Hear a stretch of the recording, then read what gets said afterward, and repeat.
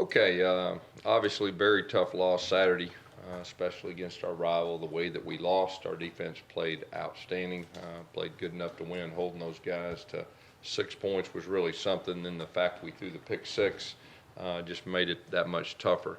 Um, got pretty beat up during the game, and even going into the game, just a couple updates on injuries. Marcus Davis, we lost him for the regular season with a shoulder injury. That's a tough blow. You know, he's one of our leaders and obviously our punt returner. Chandler Cox had a leg injury. He'll be out this week. We're hopeful to have him back for the Iron Bowl. Cameron Petway will not play again this week. Same status. We hope to have him for the Iron Bowl. Stanton Truitt injured his ankle early in the game. Tried to keep fighting through. Couldn't go in the second half. It swelled up pretty good. He'll be out this week. Hopeful to have him for the Iron Bowl. Also, Josh Shockley, we lost him for the regular season with a shoulder injury. Been playing very well in special teams as of late. And then Sean White, like he said the other day, re-injured his shoulder. We'll see. It's going to be a day-to-day, week-to-week deal. I'm not ready to make a call one way or another with him, but you know, we'll play him when he's healthy, and we'll see how that goes this week. And I'll give an update later in the week on that. Senior day this week, obviously a big game, being the last home game for our seniors. We got an excellent group. I've been talking about our leadership and the character that they have, and so I'm really excited for those guys, their last home game, and looking for win number 8 on the season to take those guys out on a positive note. So, questions?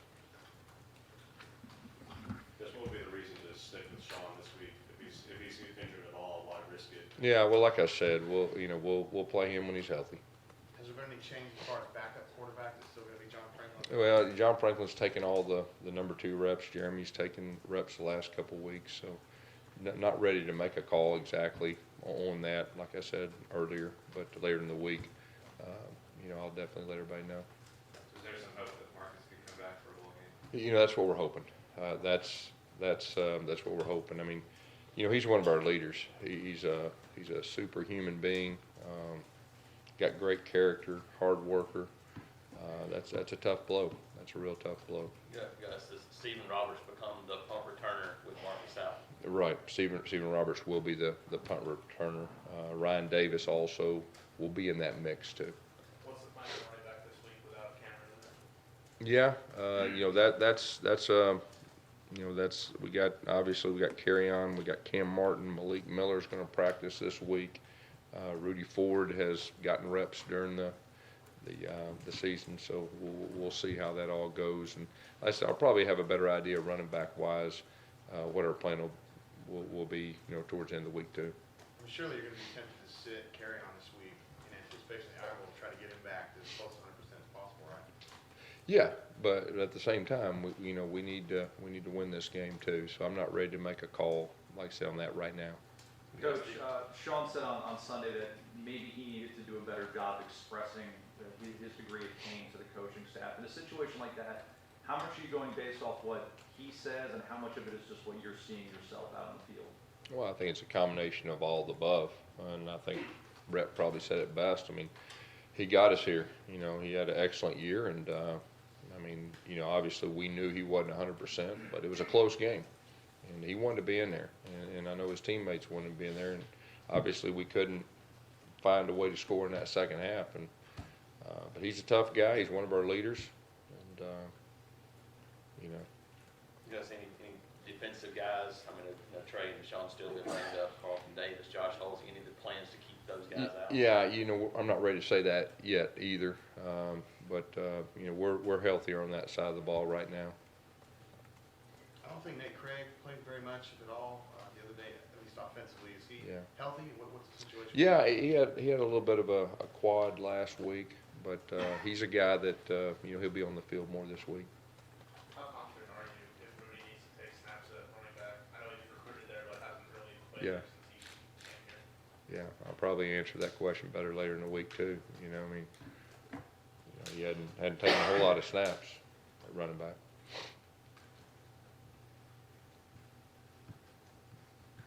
Is there any possibility that with Cameron's quad injury that he could miss the Iron Bowl? I'm not ready to say that yet. We're hopeful, you know, we're hopeful. Who's Marcus Davis's immediate backup? Who'll be getting stepping into his shoes? Yeah, I mean, you know, Marcus, he played a lot of different positions. He was really a security blanket. He played all three receiver positions during the season.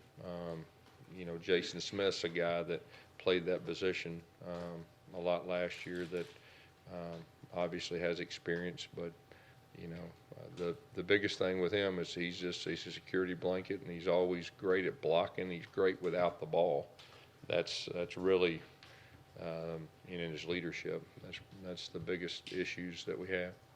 Carahan really being needed more at running back, and him also just getting over an injury himself. Has it been considered taking him out of kick returns to save him for more on the offensive side of the ball? You know, a big game like the other night, I mean, you know, we wanted to put him back there that last kickoff return. I mean, he's one of our best kickoff returners. So strategically, you know, moving forward, we'll have a plan. But that's the reason you saw him there at the end of the game. You know, that's the reason he's back there. If you had it to do over again, that second half against Georgia, would you run the football more? Yeah, well, I mean, I think when you don't score a point in the second half, I mean, you would do a lot of things differently, you know, and there's a couple opportunities we could have ran the football. We chose to throw it, and we didn't execute it. Regardless, doesn't matter. We didn't get it done. So, you know, I think anytime you go through a situation like that, you'd like to have a couple things back. Did you, during the Georgia game, ask Sean, I mean, at any point, should we take you out? Are you hurt badly? No, you know, we talked to him at halftime, and I mean, he's got the look in his eye he's wanting to play, and, you know, I really didn't. We never had that conversation, you know. Just never Should had you that have? conversation. I would have liked to known if he was worse. I mean, it would have been good to know. But like I said, I mean, I think he said it the other night. I mean, moving forward, he'll communicate better. He's a tough guy, and he's trying to win a game, and you know, it's a one-score game, and he felt like he could do it, or he'd have said something. So. How important is his teammates' obvious confidence that Yeah. that go into those decisions? Yeah, it is very important. It's probably the most important thing. You know, the confidence and the trust that the team has in a guy that he's answered the bell before, and the week before he wasn't 100%, and he answered the bell, and you know, he was trying to fight, and like I said, we didn't get it done around. I mean, we had a couple drops too. I mean, it wasn't just him, no. So. Moving forward with Sean, will you have a deeper conversation with him about injuries? Because it's clear that he's saying to you he's Yeah. fine, but he's not. Yeah, you know, I think there's always learning things, you know, between coaches and players with experience and going through different things and all that. So, yeah, I mean, I think definitely moving forward, the conversation, you know, will be different. How is it that you and Red didn't see that during the game, though, especially in the second half, though, guys? Because when you're not making play calls, and you're more of a head coach, you stay on the sideline, but he's visibly loosening his shoulder, pulling in his shoulder in pain. How is it that both of you didn't see that in the third quarter when he was failing to complete passes? Maybe Yeah, yeah, I know. I think really, if looking back in the third quarter, I think we had was it 2 drops and then 1 drop in the fourth quarter. Made a phenomenal throw on the back shoulder down their sideline on a wheel route. So, you know, I don't think that's the whole answer right there. I mean, obviously he said that he banged it up and wasn't 100%, but he also made some plays right there, and even the last play of the game right there could have been caught. So, you know, that's probably the best way to answer that. What do you think the issues were with the pass protection against Georgia? There were a few times that had free guys coming right. Yeah. The very first third down, they had a free hitter there on a hot route, and a couple other times they got us. You know, so we got to obviously the next 2 games we got to do a good job protecting our quarterback. You had a punt, I want to say in the fourth quarter, Gus, where you had a guy that was way on the outside that was uncovered. They were freaking out about it on TV. I didn't notice it on the field at the time. Was that something you guys were designing to kind of run? No. We just got a guy on the field late. We had a couple injuries right there, and we had a guy that got on the field late. No, we weren't trying to throw it to him or anything like that.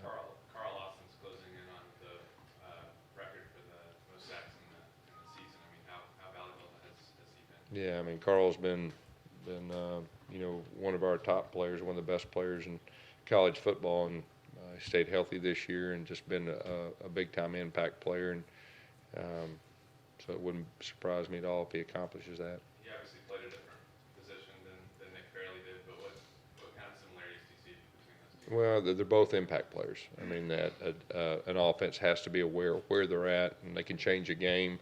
And he's done that a couple times this year with huge sacks, especially in the fourth quarter of games that could go either way. Gus, if you have to play John Saturday, I mean, how important is it that he run the entire offense, throwing the ball in case he's a guy against Yeah, Alabama? well, I think it's important. I think it's important for him and or whoever that you know, can run the whole offense. Looking back, Gus, how do you right now put Jeremy's career in any words right now with this being his last home game? Yeah, well, I mean, obviously it's been tough the last 2 years on him, and I think everybody knows that. But you know, he's handled himself well. He's been there for his teammates and just trying to help us win any way he can. You said you don't want to make a call on whether you would go with John or Jeremy if Sean can't go.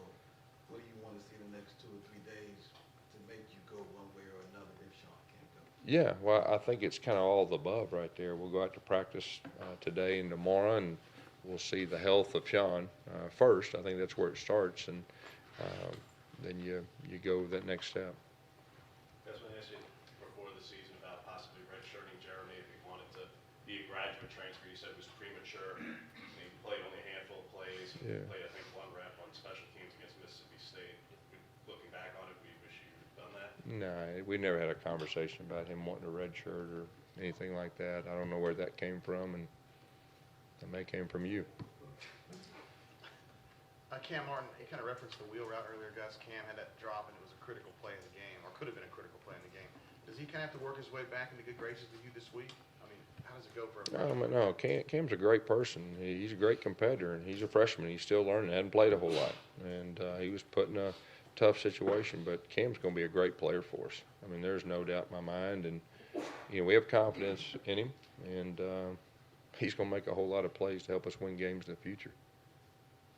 Are you confident in Is Keenan Sweeney the next guy up and fullback? Yeah. You know, we got Jalen Harris, Spencer Nye, Keenan Sweeney. All 3 of those guys have had reps at that H-back position. Are you confident that if you had to go with Jeremy Saturday that he would be able to get it done?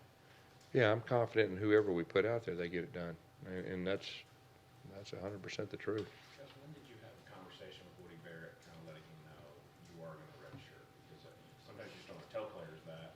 Yeah, you know, I think it was pretty early. You got to keep in mind, I mean, he got here at the very first of fall camp. He wasn't here in the summer. Then he had an ankle injury that held him out for about 3 weeks to a month, and so I mean, he's going to be a real good player for us. But it was somewhere along after the injury coming back. Anything else? All right, thank you all. Thank you.